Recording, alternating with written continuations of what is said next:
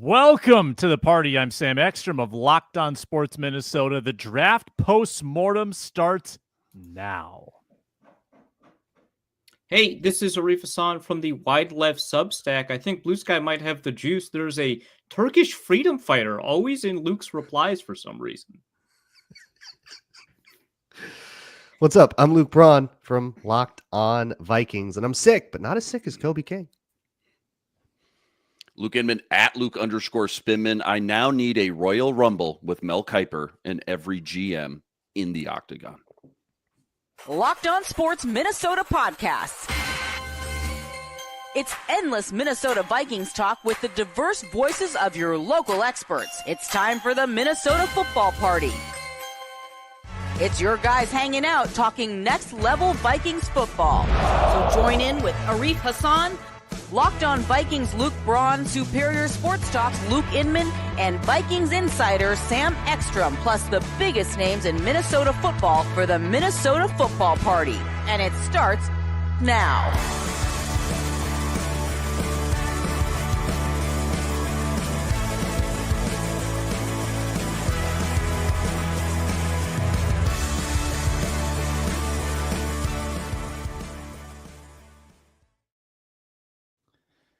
Hello and welcome into a brand new week on the Minnesota Football Party and Locked On Sports Minnesota. We're with you for the next hour, breaking down every morsel of the Vikings draft. Was Donovan Jackson the right move at 24? Your favorite of the other four picks? Your favorite UDFA? And is Sam Howell slinging Sammy Howell the best solution at QB2?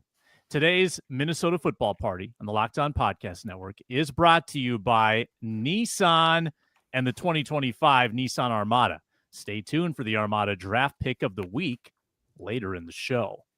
You met the Lukes, you met Arif, and I'm Sam Ekstrom. And remember, Locked On Podcast Network provides your team every day. Thanks for making us your first watch or listen today for your second one. Get more draft coverage with Luke Braun, who provided ample draft coverage over the weekend. Not only was he an integral part of the day one live stream that went 3+ hours, but also the day three live stream coordinator that went 7+ hours. So, Luke, you were live on this channel for over 10 hours over the weekend, and you are just a pillar of health coming off of that, aren't you? I was not healthy for any of it. This is my flu game. Phenomenal. Well, Yeah. no, but Jordan did well in the flu game. We had 500 live viewers. I would argue that I killed it. Yeah. Jordan also, I mean, like a lot of sick athletes have a ton of viewers. I don't know, man. It was more, Different it probably standards for resembled more of podcasters, the okay. Luka flu game on Friday when Luka had the stomach bug and kind of stumbled Missing through. some bunnies. Luke, Missed some bunnies there. props. Yeah, Props yeah, to Luke props, Braun. man. Unbelievable. Fulfilled Thank you. the betting That is punishment. That is the second to last elaborate punishment that I will ever do. That was what I told Luke at the end of the show. I talked to you about that, Sam. I have something for Locked On Vikings that involves a lot of eggs, and then I am calling it a career moratorium on elaborate punishments. If we want to do something for the betting contest, I will find a different way. But I'm good. I've had enough. I'm done. Only Chris Borland. He's retiring early after a year or Yep. two. And he's out of there. What a pull. I paid my dues. Yeah. I've done my wings. Like that? I've done my stream. I'll have eaten my eggs. Enough. What is, just real quick, what is the egg challenge that you got to do? Is it like the pancake house where you got to eat a pancake every hour? Or what are you doing? The agreement was somebody hit a bold prediction on Locked On Vikings. We do Friday bold predictions. Someone got one right. And I decided the punishment would be to eat that game's score in eggs in a single day, which is 36. Oh, 36. Okay. Yeah. Are you preparing? Are you practicing? Are you stretching that stomach out? How are you doing? I would say the preparation is more creative. We have ideas. My wife is going to help me with the video that we're going to make for this, which could perhaps debut here or on my show or both. So we have creative ideas for how I'm going to do this. I have recipe ideas for how I'm going to prepare all the different eggs so I don't get sick of them. Right. Yeah. I'm trying to work out most of that day, get on the bike a lot, work up an appetite. Yeah, because the two primary challenges are like volume and nausea, right? And so those Right. are the two that you're trying to solve. Like, because I remember you were talking about this, and someone in a chat had mentioned, like, what about like muffins? And you're like, that's like 1 egg for 6 muffins. One egg for 6 months. I don't know why people keep suggesting that. Yeah, Think about it for 2 seconds. I have to yeah, eat 36 eggs. Yeah, I agree that that's remarkably inefficient, but also that would be funny, and that is a creative way to do accounting, even if it doesn't help you at all.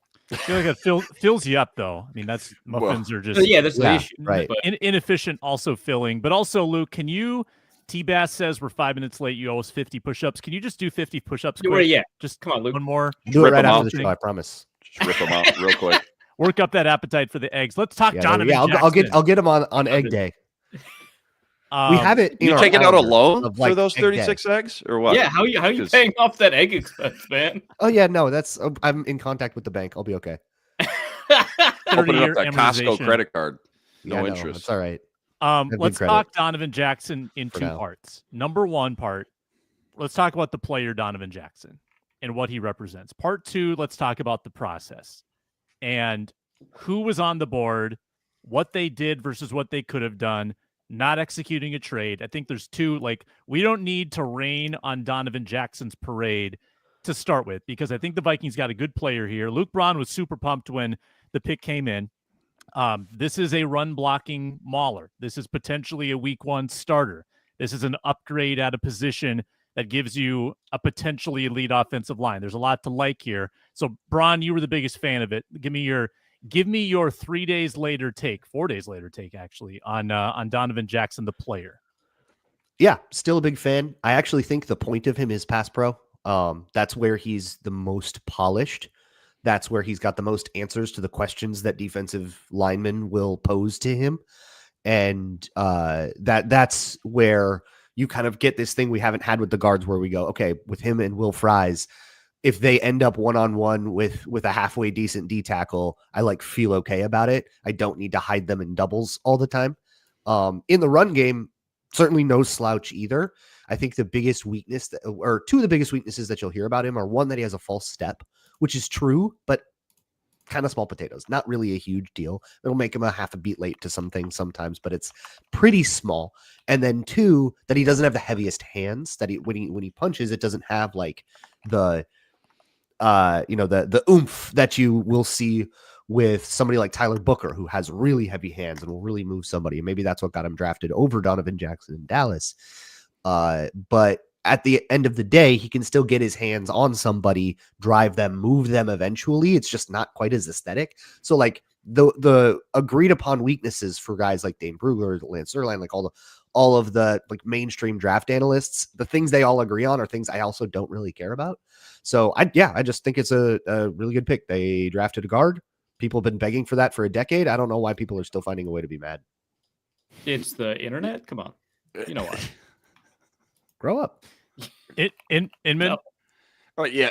Not too much. I mean, I love the player, love the fit. I agree. Instant day 1 starter. By the time week 1 rolls around, we all agree that there'll be a training camp battle and competition. I just think he's flat out going to be more talented and more polished even than Blake Brandel by the time we get there. And also too, barring anything fluky, this is your left guard now for at minimum the next 5 years. I just appreciate the fact I like watching good front offices, good coaches identify their biggest weaknesses and find a way the following offseason to turn that into a legitimate strength. And it just feels like with the interior offensive line that, to Luke's point, we've been griping about year after year, offseason after offseason. That's exactly what they did. It is a bona fide strength now, top to bottom on that offensive line, left to right, 1 through 5. And, if you go back, it kind of all started in free agency, spending the money on the defensive line, the cornerback position with Byron Murphy and Hodgins and everything else. That in turn allowed them the freedom to take a guard with your first pick, and first pick of only 4 picks too at the time. So I think Braun was the one to say it on the draft stream, the postcast, that you take 9 sacks versus the Rams. That leave a bad taste in your mouth. Obviously should have. Let's get aggressive, go fix the issue. And let's not go into the preseason this year for the first time when it feels like years, talking about do we need to go sign Dalton Reisner 12 days before the season starts? No, let's just go get our guys. And the other part of this too that we've talked about a lot, this whole offseason is just chips are all in on JJ McCarthy. It's the JJ show now. He's got the keys to the castle. For good or bad, whether he pans out or not, they have made the necessary moves to say, you know what? We did everything we could to set this guy up for success. The skill players, the weapons around him, the running backs we brought in, the protection now up front. You even got to sit and learn on the sidelines for a year. Granted, not by choice, but I'm just saying, like, if he's not the guy, at least we have the infrastructure, the foundation in place for the next guy then, and that's not the worst problem to have. Gonna raise McCarthy's floor considerably to have this type of protection and presumably better run blocking than we've seen in the KOC era. And consider this, of the 5 offensive projected starters and the 5 defensive line projected starters, like 2 edges and 3 down linemen, the only one with an expiring contract this year is Andrew Van Ginkel. And you've got Dallas Turner waiting in the wings. And a number of them are signed through 2027 or beyond. I mean, you've got long-term stability, expensive, but long-term stability in the trenches now, Arif. Quick, your thoughts on Jackson? Yeah, no, I think that he is generally a good player. I think that the Vikings added value to their roster. I don't think the question about Jackson is whether or not, the Vikings grabbed, a player that's going to improve things over somebody like a Blake Brandel, right? Like there are, and which is like what you'd expect out of a first round pick. You take a look at the rest of the class at guard, and I think it'd be very difficult to stack up Donovan Jackson as anything but one of the top guards in the class. To me, the question is just about value. And I'm not even talking about the trade necessarily that they could or couldn't have taken. I'm just talking about grabbing guards in the first round. I know that, positional value is a question that like gets done to death and people are sick of it. Maybe you just grab good players, and I get it. I don't mean you shouldn't draft guards in the first round when I bring this up. I more mean if you compare Jackson to other guards drafted in the first round, and there have been some outstanding ones, and I don't want to talk about your Quentin Nelsons. That's unfair. I just mean like your David DeCastros and stuff like that, right? I don't think he's as dominant as a lot of those guys, and so I can see why he was not projected to be a first-round pick by a lot of other analysts, right? I think that his pass protection is very good. It's difficult for me to ding him too much. It's like I can't call it great, but I also don't want to say that's a huge problem because he played half the year at like left tackle, and I don't want to knock him for what I think is a bad game against Abdul Carter in his first start at left tackle ever. Like, okay, that's fine. Yeah. Can I chime in too? Somebody asked, will he start at left tackle? No. I don't want that. That's a terrible idea. I don't want that. We saw why that's a terrible idea, but I think that's if you Brandel. just focus on what he did at guard, you get because Brandel played or school. Like, yeah. I think that that's a better choice. That's a good point, Sam. I will say, I don't want to knock him too. Also, like Taylor Decker got whipped by Khalil Mack, right? Like these things happen, but. I think that his true position is guard. Ohio State wanted it that way. I thought it showed excellent teamwork and character to move the tackle and immediately get ready to play. I wouldn't say that was the strength of his or anything like that, but I just think he's good. I don't think that he's great, and I think you should draft good players at high value positions in the first round and great players at low value positions in the first round. I think is kind of the way I want to approach that. This carries us, I think, into the second part, which is the process, BPA versus need, all of that. Let's get an early break in and then return and have that debate on the Minnesota Football Party. Brought to you by Game Time. There's nothing like being in the building. I think Target Center over the weekend, XL Energy Center over the weekend is evidence of that. Wow. Crazy atmospheres. Every bucket, every goal, every save, every Luka Doncic flop. It just feels bigger when you're in the building. Game time helps with that. Last minute deals save you up to 60%. Prices often going down the closer to tip-off you get. Priority last minute deals get you into concerts, comedy, theater, and sports with just a couple clicks on the Game Time app. Game Time picks, curates the best deals for you in the arena, so you see where the value lies. All in pricing means no surprise fees at checkout. Take the guesswork out of buying tickets with Game Time. Download the Game Time app, create an account. Use code LOCKEDONNFL for $20 off your first purchase. Terms apply. Maybe get to Game 6 at XL Energy Center. Wolves won't have a Game 6 at home. They're going to win on Wednesday. Again, create an account, redeem code LOCKEDON NFL for $20 off. Download Game Time today. Last minute tickets, lowest price guaranteed.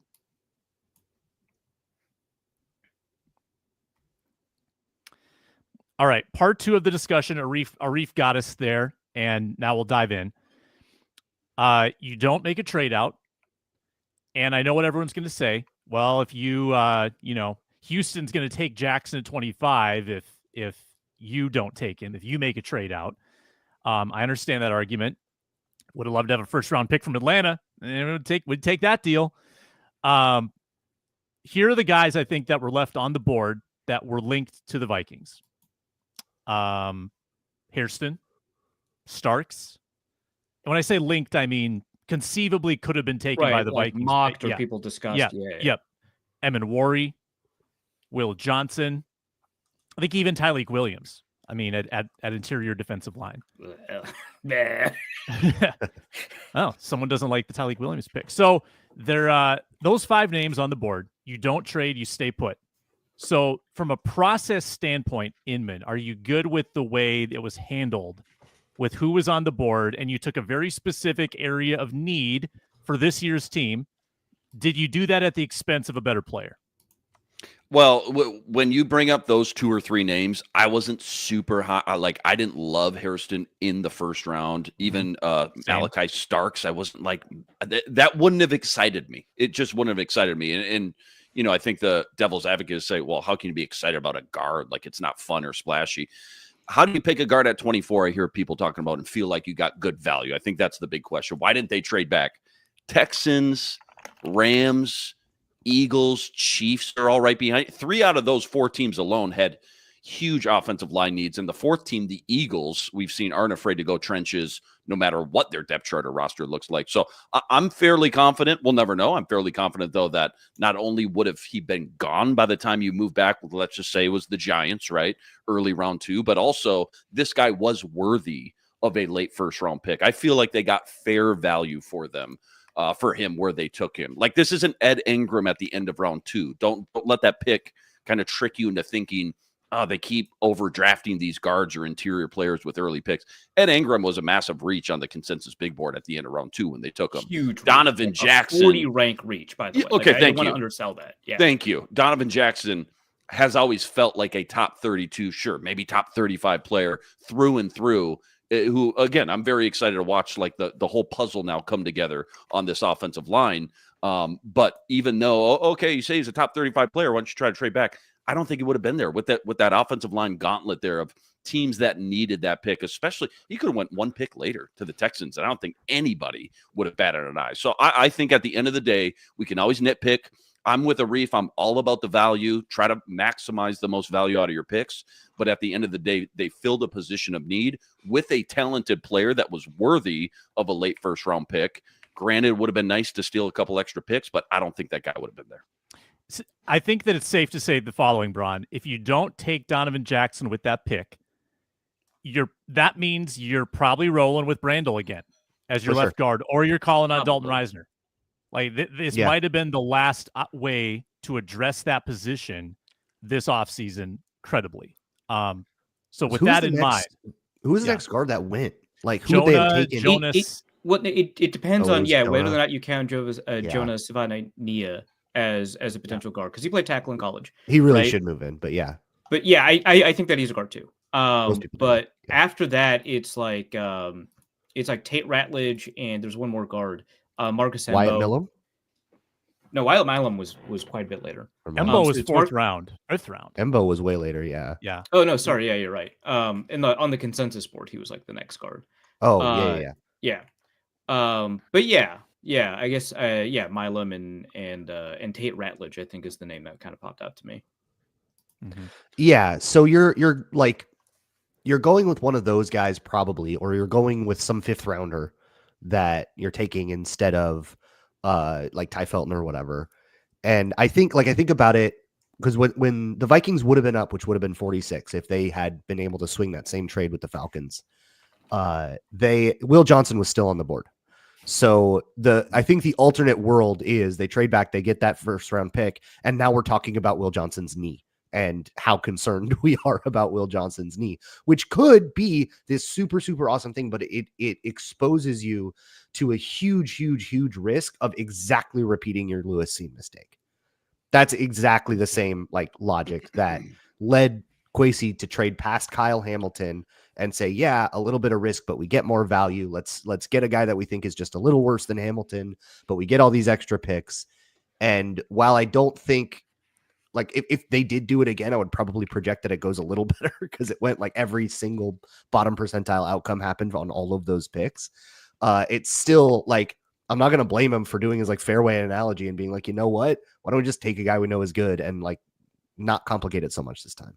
Another analogy kind of sounded a lot better than it read. Reading it was so confusing, but hearing it, oh yeah, very often with Kwesi, his like intonation, matters. So sorry, Luke. Inman, yeah, go ahead, Inman. I was just gonna say another kind of fun exercise I always like to go through as well when it comes to like value, because each draft class is so different. We talked about Cam Ward probably would have been the 4th or 5th quarterback in this year's draft. Like Tet McMillan probably would have been the 4th receiver if he was in last year's draft. You know, Matthew Golden might have been like the 8th or 9th receiver in last year's draft. But stacking up Donovan Jackson at the end of round 1 compared to last year and even 2023 or 2022, I'm just pulling up the list. Graham Barton, that was last year. Steve Avila to the Rams, fifth pick in the 2nd round. Kenyon Green to the Texans with the 15th overall pick. Zion Johnson. Where do you, if you remember, and it's okay if you don't because it was a while ago, where did you guys have those guys ranked compared to like a Donovan Jackson? I would have taken Jackson easily over Green. There's no question. 100%. I think Green was kind of a reach at the time too, for sure. Yeah. And he hasn't really panned out either. And they're all kind of pick your flavor too. Zion Johnson, a little bit different skill set. I loved Zion Johnson. So did I. Yeah. Yeah. I love Steve Avila too. And he's been pretty solid as well for the Rams. It was higher than I thought he would go a little bit, but kind of apples and oranges again when you're in different draft classes. But sometimes it's fun to stack them up. Next to previous year's draft, just to kind of see, compare and contrast a little bit. Hey, this guy got taken at the end of round 1, but it was a weaker, or maybe there was more depth, whatever the conversation piece may be. I think that's a good exercise to talk about value with. Right. So I think there's like a couple of things at play here. First, the players that Sam named, I would rather the Vikings like reach on Donovan Jackson than grab good value with like Nick Emmanwori. I think Jackson is a good player, and I don't think Nick Emmanwori is a good player, right? So there is that. I do think the way we're talking about it as if the Vikings' only option was to grab a guard. It is okay for 4 of your offensive linemen to be very good as opposed to 5. I think that's okay. And I think we got too indexed on that element of the discussion because I was openly questioning whether or not we knew whether or not Houston would take Donovan Jackson. I think subsequent reporting has very much validated the very strong likelihood that they would have taken him had the Vikings traded out or something like that, taken the Giants or the Falcons' offer, which, again, Luke makes the point that maybe the Falcons didn't offer that to the Vikings. I don't know. Let's assume that they had the possibility. I'm waiting for reporting on that. But there was reporting about the Falcons and Rams making a trade, and everybody, it was reporting about the Rams trading up with the Falcons to like 15 or wherever that was. But there was it might have been about that one. So the Falcons and Rams were talking about that trade for a while. Right. But it's a different critique, right? Because it's like, okay, why'd they call them and not you? So Jerry Straka, I think you've got a good point. Weakest link theory is relevant here, right? Like cornerback, offensive line, their weakest link positions. They're only as strong as your weakest link. But you can like model this out. You can take a look at like the likely number of pressures an offensive line gives up and model each individual offensive lineman and see how many. And you could do fine with a 4th or 5th offensive lineman. That's not that great with 4 good. Most good offensive lines don't have 5 good offensive linemen. So I don't want to over-index on one position and talk about it as if that's the only option the Vikings had, because they could trade down, grab a good player at a different position, maybe one at a position of need, maybe not a Maxwell Hairston, but grab a, but grab a good player at a position of need. Hasn't stopped him in the past. Right. Yeah. And reload for next year. Not everybody fixes the Vikings didn't fix every position of need this year. So I think it's a little bit much for us to be over-indexed at this guard question. I do think that Jonah Savaiania was probably a pretty decent option. The Falcons did reach for him too, but I'd rather the Vikings trade down and reach for a guy than reach for a guy, if that makes sense. Mm-hmm. Obviously, if Savaiania turns out to be a bad player and Jackson turns out to be a good player, that's going to be in the wash, but that's kind of the most boring version of a lot of these discussions. Well, if he's good, it's good. Yeah, I agree. But I think that because we don't know who's good or who's bad yet, the way that you can maximize your odds is by making sure that you take good value and sometimes sacrificing the position that you think you need to get in a draft that just didn't fall your way. Sometimes the draft doesn't fall your way. That's okay. Grab a different position that you need. And I think that, the Vikings are going to struggle in the secondary this year. And we're going to have to ask a question like, is it worse to have not grabbed a cornerback than to have grabbed a guard? And, we're not going to ever know the counterfactual, but we should be open to the possibility that might have been a better team building option and then also generate an additional pick in the third round or something like that. Or Asante Samuel is literally on the phone right now. Why is everyone talking about him? He's not good. Like, why cares about Asante Samuel? Because somebody found him in a nightclub with a Vikings hat on, or a guy named Asante with a Vikings hat on. No confirmation. What if it was just a different guy named like Asante Brown? Was like, I don't know, my name's Asante. Right? Yeah, it is interesting how much Asante Samuel comes up. Like he's mid. It's entirely Scornor's fault. Blame Judd Mackey. The quarterback that they acquired is only costing them $1 million. They've got a lot of money. They saved a lot of money by not getting like, a Tannehill or trading for Cousins. There's enough money there to sign someone like an Asante Samuel if it's $8 million. If it's like it's Gilmore deal, right? $10 million. Yeah, they're gonna go get somebody, right? Whether it's Samuel, Gilmore back, Shaq Griffin back, like they're gonna get another body in here. It just feels like that, doesn't it? At this point, absolutely. And I think that that's a concern a lot of people have. But like, I would simplify it down to this. I think there are two areas you could have drafted where you get a 2025 upgrade and improve your chances, however marginally, of maximizing this 2-year window where I legitimately think it's a Super Bowl window. Like if your quarterback is what you expect, your roster is ready. So you're maximizing. It's saying, also old. I think it's the oldest roster in the NFL. One reason I wanted more picks, by the way. Yeah. But we're kind of enabled for a win now. We're slated to have like 10 next year. Hooray! Comp picks. Yep. This was a big part of the draft on Saturday. Sam Howell acquired. You move back 30 picks. You get Sam Howell. 1 year left on his deal. $1.1 million. Now I was as down as anybody in this show on Sam Darnold last year. I am equally as down on Sam Howell, and I think this will be a great test for KOC's reclamation education that he puts these guys through. I hope not. I hope we never see him. Yeah, let's never find out. Same. And number one, unless the money is going toward a corner, I would not be surprised if they are actually still going to add a veteran, because at $1.1 million, Sam Howell can be your QB3. There's no issue with that financially. He was awful in 2023. Awful. Now he's young. The only year we have data for, by the way, which is not true for Sam Darnold. Sam Darnold had more bad stuff on his resume coming into Minnesota than Howell. But he also has more good stuff. That's, I think, the difference here. Howell's has no good stuff. Yeah.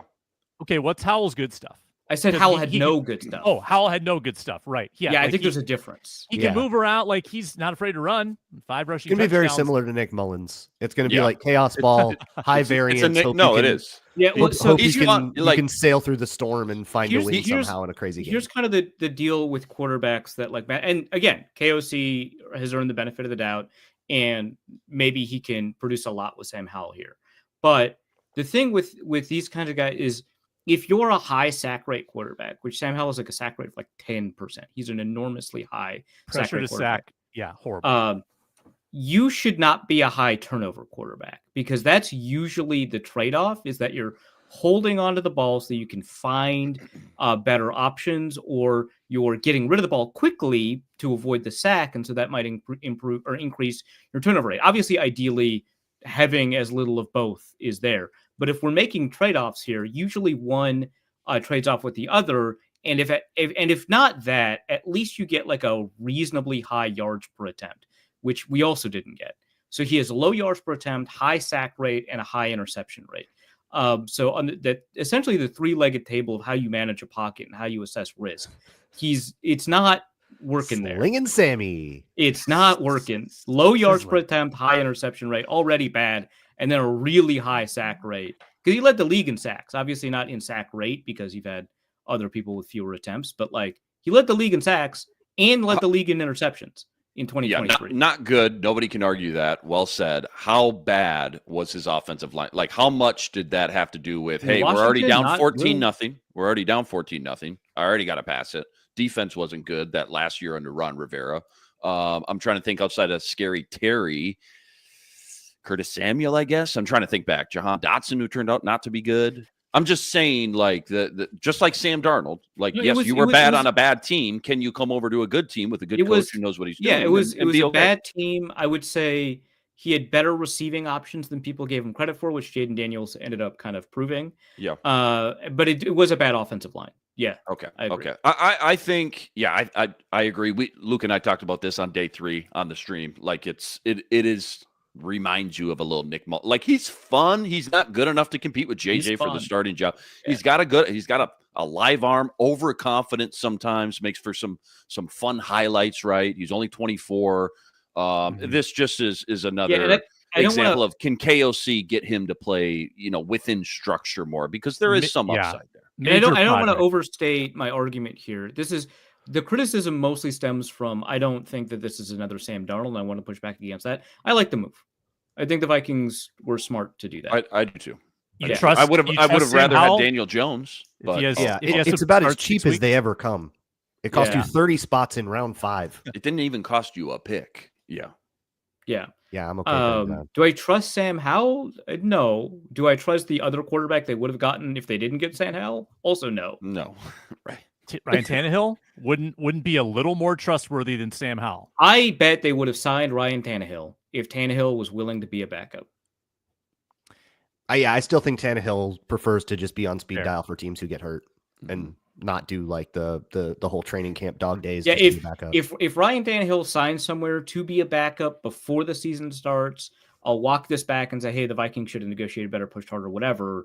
And I would have preferred Ryan Tannehill to giving up however little draft compensation to grab a worse quarterback. Sure. But until that happens, I don't see Tannehill as someone who's available. Also, Ben Brown, you're asking if Braun is okay. Generally not true, but specifically definitely not true today. There's a lot of gross noises coming out of this part, so I'll be muting for those. You're welcome. Yeah. I dove deep too, and I got to watch more video.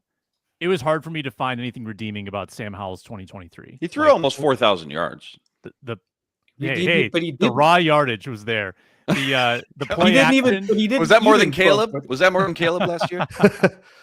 He led the league. Would have been a top 3 ever Bears season. He led the league because they were down 17-0 with 8 minutes left in the first quarter every game. And whose fault was that? Don't worry about it. That's not important. Your Honor, order. I have a question for Sam and Luke then, since you seem pretty down on these guys. Does he lose the backup job to Brett Rippon? Because that's the competition. I think I've said this for a while. I think they like Brett Rippon, but what does that mean? What does that mean when you bring in Sam Howell? They just traded for a guy. How much do they like him? What does that mean when you bring in Sam Howell? Who's QB2 to start? Is it Howell right off the bat, or do they give it to Rippon and make Howell beat him? They'll split reps. They'll split reps at QB2. Why are we overlooking Max Brosmer? Max Brosmer is going to be handing off with the running backs. Who's the fourth string Iowa kid they brought in? Nate Stanley. He's the Nate Stanley. Yeah. Of the Remember summer. Peter Pujols? We were like, ooh, he runs around. Holy Cross, yeah, Peter Pujols. Yeah. It's actually a James Vanderberg, right? The other Iowa's fourth string guy. Yeah, Joel Stavi. Yeah. So Yeah. had one of the No, worst every practices I've ever year seen. there is a fourth quarterback, and every year that guy doesn't do drills with the quarterbacks. He just hands off during the run Correct. drills. And 90% of the He's- time, he's like a Big Ten quarterback, too. I love it. They And had an usually Illinois the guy local in. dude that Hometown they don't have to local try very dude. hard to get, that's going to play one quarter of one preseason game and not actually have a chance. They thought that was I going will to see be you Trey in the Lance, but UFL he went Max third Fest. overall. They're like, They drafted Nate Stanley, though, right? Like, that's the difference between Yeah, like, 7th round him pick. Seventh Yeah. round and guy. Yeah, my God, Brosmer and that guy was Vanderberg so and the bad. Illinois guy, Wes Chandler, whoever it was. Wes Lunt. Lunt. Wes Lunt. That's it. Lunt. That's it. I want your favorite day 2 or day 3 pick from the Vikings next. Brought to you today by Nissan and the 2025 Nissan Armada. We're highlighting the top pick from our draft, the one selection that stood out, the guy who showcased the strength and power to push the Vikings forward as we look ahead to next season. This is a major spoiler for the next segment, but I'm going to give it to you. It's Tyrion Ingram-Dawkins. High upside, high motor, heavy duty, pushes running backs 20 yards back from the line of scrimmage. There is a play of that on tape. It's awesome. He's going to conquer interior offensive linemen in a rotational capacity. I call him TID, Tyrion Ingram-Dawkins. It's clear that our top pick of the draft is out here ready to conquer the road ahead with confidence, just like you in your all-new Nissan Armada or any of their outstanding vehicles, the Armada, the Rogue, the Pathfinder. Go find your next big adventure. Shop NissanUSA.com.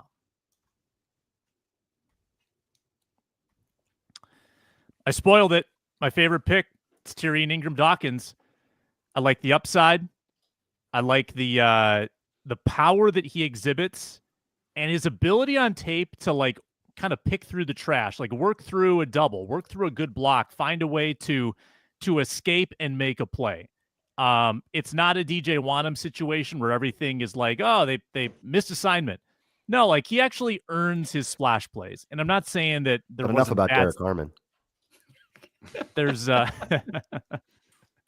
there's bad stuff too. But he basically played one season. Like there's quite a bit of upside with this guy. I like him. Tweener, and Luke and I decided on the stream Saturday, Jihad Ward replacement.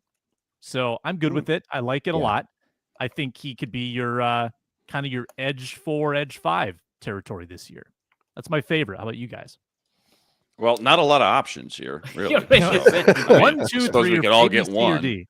I also like Ingram. Felton would be just a little bit behind Ingram, but I mean, not gonna reiterate everything you said. He is a fun kind of one of those athletic, right, freak. Like he'll probably flash one play, and you're like, whoa, okay, here we go, and then he'll probably have that welcome to the NFL moment the next. But the tools are there. I think I read it in the Beast. Dane Brugler, third fastest short shuttle among all defensive tackles. There's a ton of the RAS score is phenomenal. I mean, again, very athletic.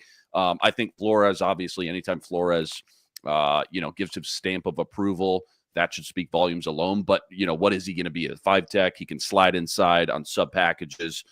He just needs some more reps. But Georgia, like Alabama, they're just defensive line machines over there. He's got the raw talent in there. It's just a matter of getting on the field. And now you've got, 4 young guys there? Taki, Redmond, the other guy I keep forgetting. But you got 4 young guys there. Yeah, thank you, LVR.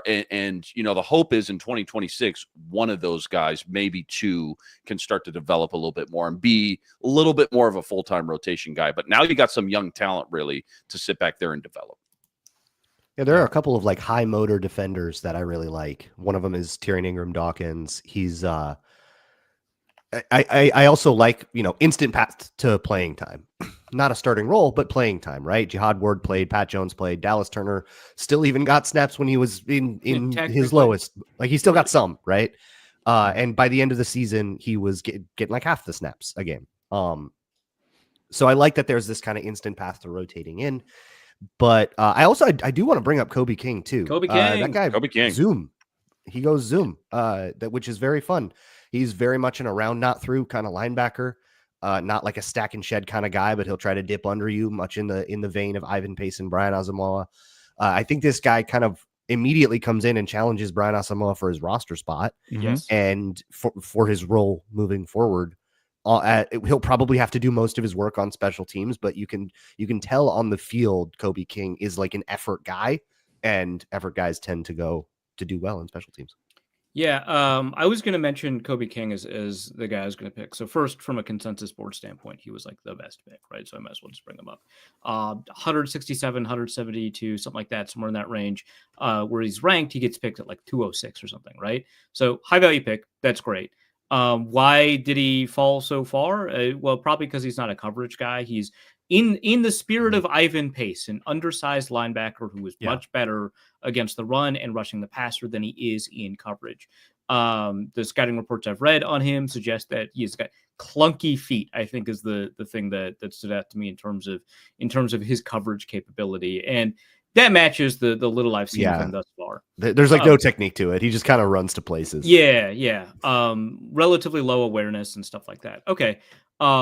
But like Braun said, he is a remarkably high effort guy. He hits, I think, above his weight. So I think his Penn State weight was something like 248. At his pro day, he was at 233. So he slimmed down, I think, in order to run faster. But he's pretty fast on the field. I think that he's more kind of see it and go than he is like instinctual or whatever. But we're talking about a 6th round pick. I think he's way better at playing linebacker than most 6th round picks.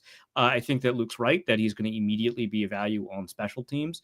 And I really like his attitude, his motor, and the fact that there is a tiny bit of somewhat kind of roster mirroring going on, where if Ivan Pace goes down, Kobe King can fulfill some of the same roles because he is a really effective blitzer and pass rusher. Yeah. Now, people always get kind of over-indexed on roster mirroring. He's not Ivan Pace. Notably, Ivan Pace went undrafted, so you don't want to be too strong about this.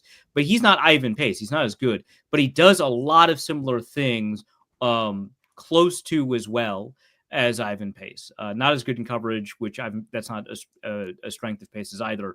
But I think that instead of having to move somebody, and you'll still see it, instead of having to move somebody around like we did with all the edge rushers, right, with Van Ginkel especially, you could have somebody like a Kobe King come in and allow Van Ginkel to do kind of the stuff he does best instead of forcing him into a role. Yeah. Where is he more like Gerald Hodges or Michael Maudy? The other Penn State. State linebackers. I like to think it was more of a Micah Parsons, personally. Okay, fair enough. Yeah. All right. We got to talk about who's probably the sexiest pick of the 5, Tai Felton in the 3rd round, the wide receiver that has by position, he is without a doubt. People want to talk about receivers. Here's my take on Felton. This is a redshirt year for him. You've got Moore as a gadget guy. You've got Jalen Nailor contract year. They're not going to re-sign him. I mean, I can't see any path where Jalen Nailor gets re-signed unless he struggles, and it's like a small deal. But if he struggles, why do you want him back anyway? If you watch the highlights of Felton, you would think deep threat, like unbelievable speed when he gets in the open field. You would say, this guy makes contested catches. Yeah, and I think that is true. This guy makes contested catches.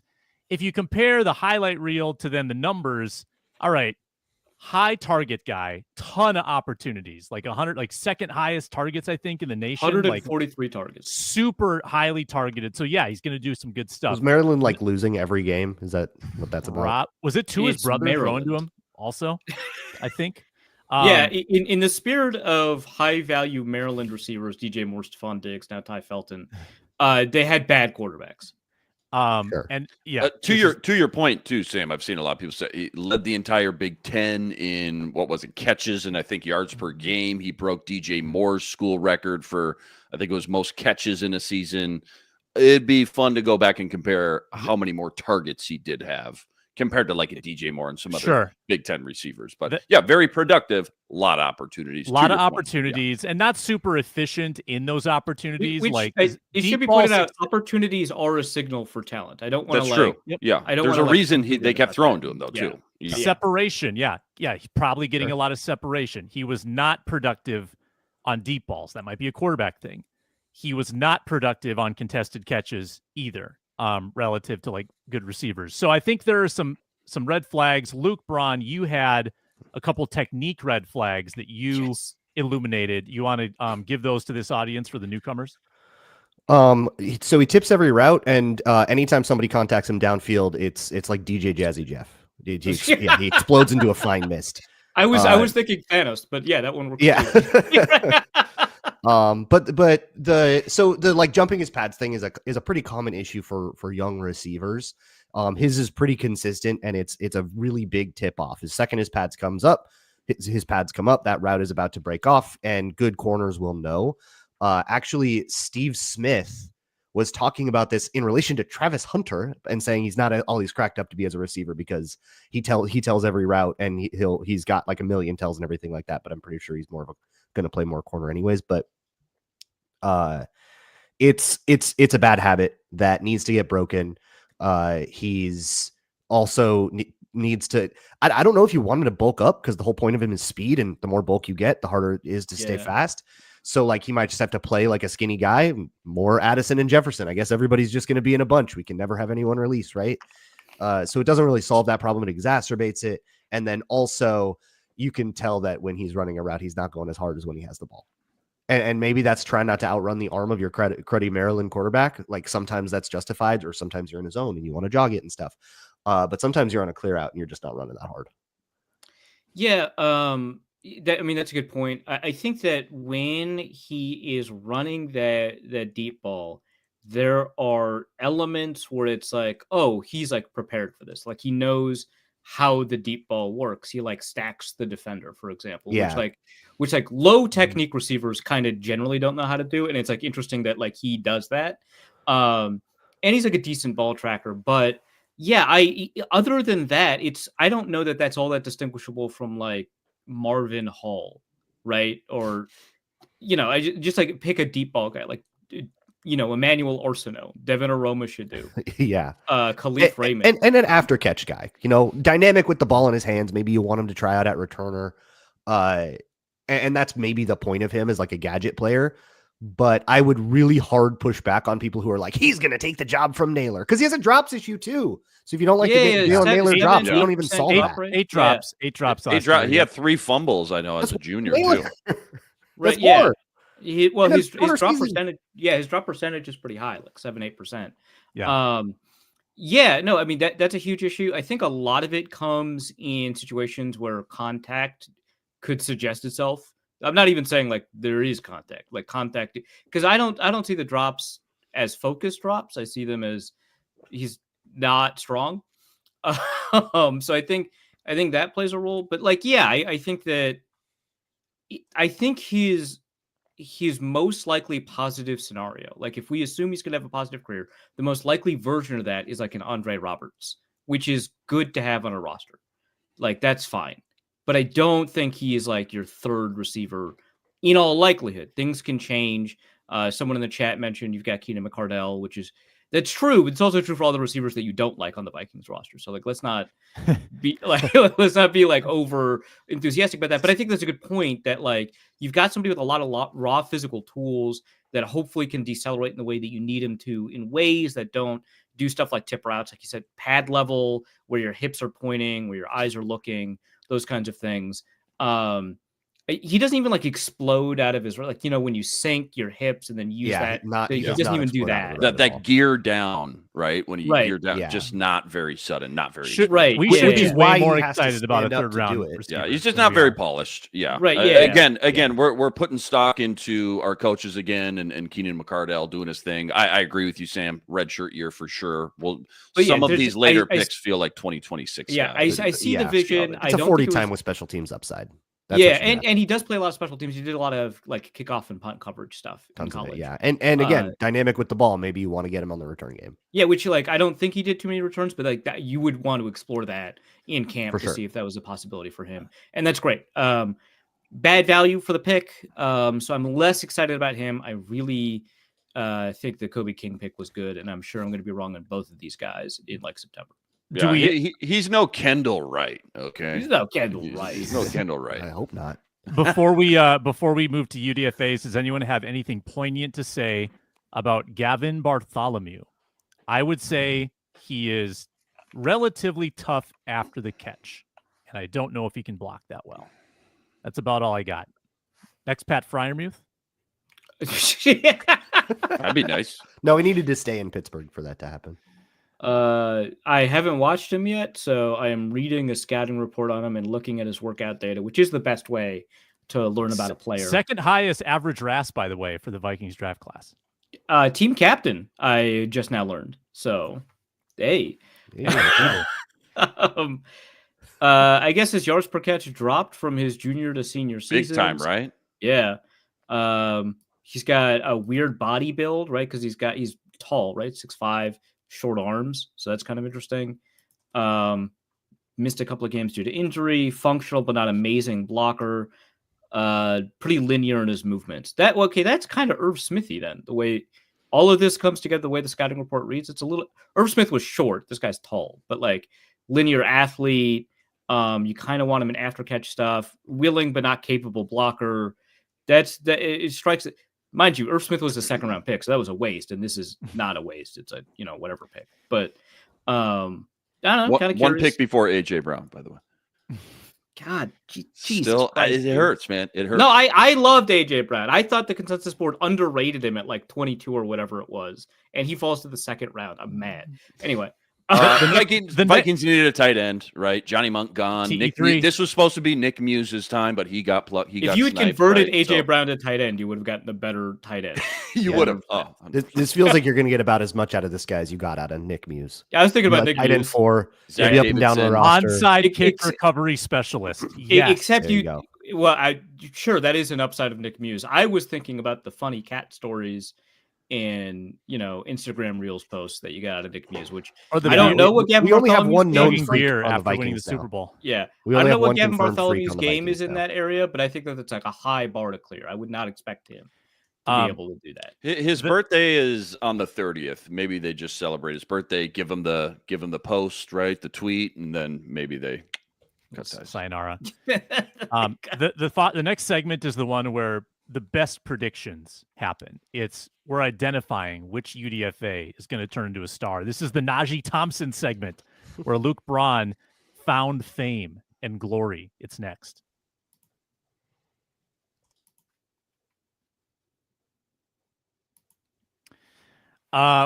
We've got 19 names to pour over. I have done intensive research on all 19 that amounts to height, weight, stats, RAS, quick analytics look, little bit of video. So let's say 5 to 10 minutes each. I've got a favorite. I'm going to hold off, though. Does anyone else want to plant their flag on one of the 19 UDFAs that the Vikings have signed? That's about 5-10 more minutes than I've watched on any of these guys. I was just all in on the Wolves yesterday. Had the Wolves show, so yeah. I'm gonna need to do some deep dive over this week. I just know I think I counted, and Arif can correct me if I'm wrong, but 5 of these guys were on the consensus top 300. I want to say. Correct. Yep. So I guess I would start with those guys. I know Logan Brown, I saw in a lot of mock drafts going day 2, late day 2, early day 3. So I would assume he would be as far as consensus board goes. And then Tyler Batty, I know. Logan Brown is a top 150 on the consensus. Is that a was character he really? issue? Character issue with Logan? Yeah. So Logan Brown was kicked off his team. 24. Yeah, for striking a team. But my understanding is that in practice, it was just a one-sided fight that he started, is my understanding. But the official reporting is that he struck a teammate, and then he left, and then the coaches made sure to emphasize after he left the Wisconsin program that it was not voluntary. Yeah, he announced, I'm entering the transfer portal, and Jim Leonard had to be like, dude, you got fired. Yeah, right. Yeah, it was very clear. And my understanding is that the Nebraska teammates were not Nebraska. Sorry, I'm thinking about. But my understanding is that his new teammates in Kansas were not overly enamored with him either. But good player, so that's something to kind of keep in mind. But yeah, top 150 player. That is why he didn't get drafted. But my guy, I think, here is probably Tyler Batty. the BYU edge. Let's go. 26-year-old Mormon. Let's get tweener? it. Yeah. I was about to say he is from BYU and he did do the mission trip, so he is 26. So and like that's the I think the Dane Brugler draft guide lists him as 25.98 years old because his birthday is in 4 days. So happy 26th birthday, Tyler Batty from Payson, Utah.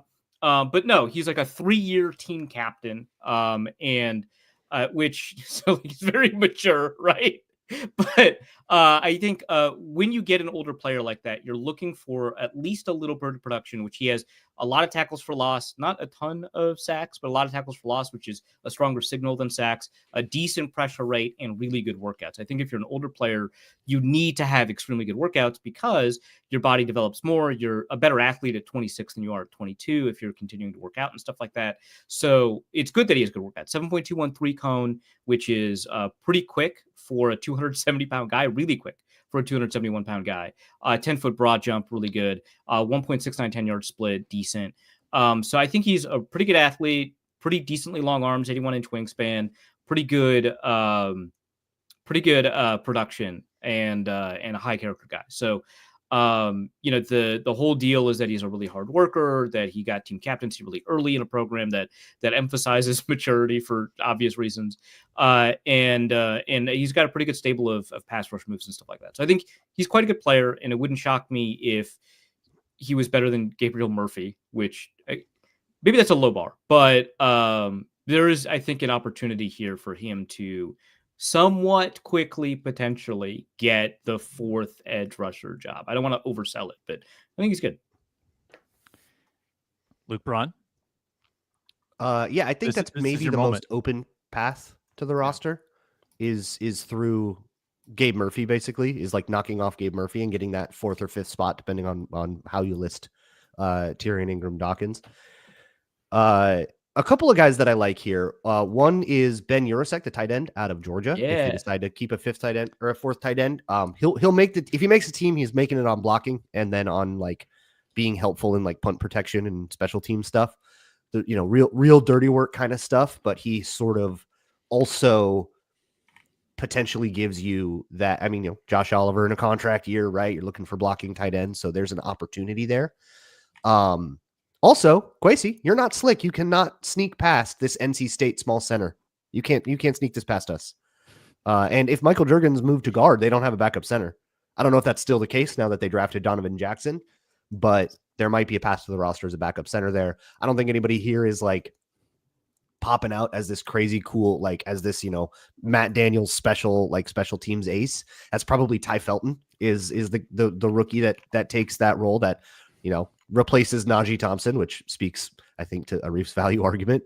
But those are the guys I think with a real like path to the roster. Otherwise, you got these 2 Auburn linebackers. They're not knocking off the draft pick. You're not going to talk about the Wisconsin guard? I thought that was like my second guy that I wanted to. Joe Huber. Didn't we have a Huber? I think we had a Huber for a minute. Linebacker maybe. I would say love his odds for the practice squad and to like take a good crack at the roster next year, but he didn't actually play O-line until his senior year of high school. So like super raw transfer and doesn't have the same athleticism as say someone like Logan Brown. Plus I think it's a little thicker on the outside. Yeah, so his like foot speed isn't very good, but he's apparently like strong as hell. Like Wisconsin weight room, I'm not going to say he set records, but he's like the strongest offensive lineman there while he was active, which is kind of a lot to say, I think. So I don't know. He's kind of curious. His wrestling background, was apparently a successful wrestler in high school. We know that the Vikings have historically loved that under Spielman. I guess maybe they like that here. I don't know. But I'm curious about him because he was originally in Cincinnati, transferred from Cincinnati to Wisconsin, and apparently people like him. So how about, I remember watching Drake May tape last year. How about the tight end from North Carolina, Nesbitt? He caught like 5 touchdowns, 500 yards, and then he got hurt. I think he missed like half the season. So he caught passes from Sam Howell in his freshman year. That's a reunion.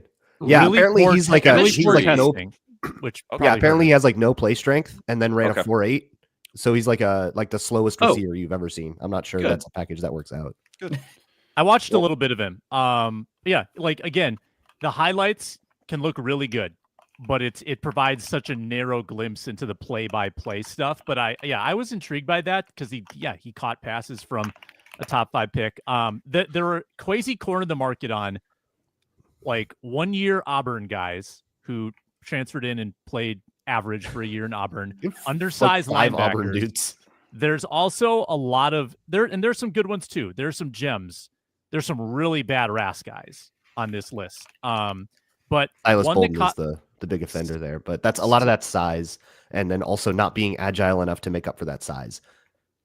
What if Tutu Atwell wasn't dynamic? Bolden can return punts. That was his specialty at Texas. Took one to the house in the college football playoff. His path to the roster. I want Braun to go back and watch more Georgia pass rush tape because Chaz Chambliss sounds like a Will Ferrell movie character name. I would like to say Chaz Chambliss more often. And he played next to Tyrion Ingram-Dawkins. But my guy is going to be Zemiah Vaughn out of Utah. A legit 6'2", super lean. I think they can add some weight to that frame. Really strong coverage resume over a number of years where we're talking like 50, 55% completion percentage against, gets around the ball a lot. 4 legit years being a contributor at Utah. That's a pretty good conference. It's a pretty good frame. Excellent testing. Yeah, good pro day. Wow. Excellent testing. I like the profile a lot. 80-inch wingspan, 4'4", 540, almost 40-inch vert. Great broad jump too. I think the key is that he turns like a freighter stuck in the Suez Canal, right? That's why he didn't get drafted. What? That was vivid imagery. You know exactly what I'm talking about. That, like horrible agility and gets beat by and shifty receivers. I think that's what got him undrafted. So that's going to put kind of a cap on you for me. Not a great tackling resume either. Intrigued by the size. Physical. Also, yeah, and who doesn't like a small school running back who just motored through people? Like Trey Stewart, Jacksonville State, 1,600 yards, insane production, 25 touchdowns last year. Like, you love the big time small school. This was Dwayne McBride, right? And he was a bust. Yeah. So wide open RB3. Ty Chandler does not have a lock on that. I'm into Trey Stewart. Any other names of the 19 before we depart?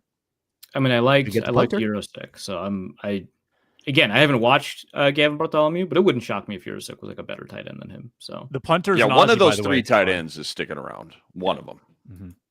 Yeah, by math, one of them has to. But like not necessarily they're good, but mathematically, one must. One must. I mean, they could always grab like a Ellefson type. Yeah. You that have could be to a waiver understand claim how high a regard I have to hold a 4th string tight end if he's from NDSU and I'm name dropping him. Go Ben Ellefson. What a guy. Who's the tight end the Packers sniped from us? And then they ended up playing him a little bit. He got some run. I think it was Ellefson. Oh, was that him? No. Was that? No, I know the guy who's still on the Packers. Yeah, Sims. Yeah. We liked him a lot. Yeah. It's always tough, like for the 2 Auburn linebackers or for these 2 tight ends. It's always tough when you're at the position that they just drafted somebody to be at the bottom of the roster because you have to make quite the case to get someone to cut a draft pick over you. Mm-hmm. I will end with this. The Najee Thompson of this group, who had a horrible profile and very little production at Georgia Southern, I think, and Braun nailed it. The Najee Thompson of this group is Robert Lewis. I don't know what he does well, and I can't even find evidence that he's a great special teamer. Super unathletic testing, 4 years at Georgia State where he was okay, did nothing at Auburn. I don't know why Robert Lewis is here, and that makes me think he's going to be the sleeper. There's got to be a Matt Daniels vision, right? There's an angle. Yeah, I wrote Jordan Addison without the it factor. 5'11", 185, ran a 4.45, and plays like the worst version of all of those numbers. Officially 5'10", by the sorry, 5'10", measurements are 5'10". Sorry, the pro day 5'10" and 0.8. So 5'11" was an inflation by Auburn. I too am 5'10", 185, probably in worse shape. Has there ever been an official measurement that was actually taller than the college bio page. That has occasionally happened. I'm trying to remember who that happened to, but now I can't. But I do remember that happening very occasionally. Very, very rarely. It's like a 1% of cases kind of thing. James Kunow, yes, Ben Ellefson is currently a coach on the Vikings. Ben Sims is just still a tight end for the Packers. Great. Yeah. We will be back on Thursday with this group. Ron Johnson will weigh in, and I'm sure pat himself on the back numerous times for the Donovan Jackson call. Well done, Ron. Deserves to. Yep, he had that. And he also had Max Brosmer to the Vikings, and he's got his Gopher sources, but he was on top of that as well. We will have the Care 11 crew talking Vikes on Wednesday. We're back Thursday, full week. Plenty of draft breakdown. Thank you for watching, listening, subscribing, and commenting. Great chat today. Thanks to Luke's. Thanks to Arif. I'm Sam Ekstrom. It's the Minnesota Football Party. Talk to you next time.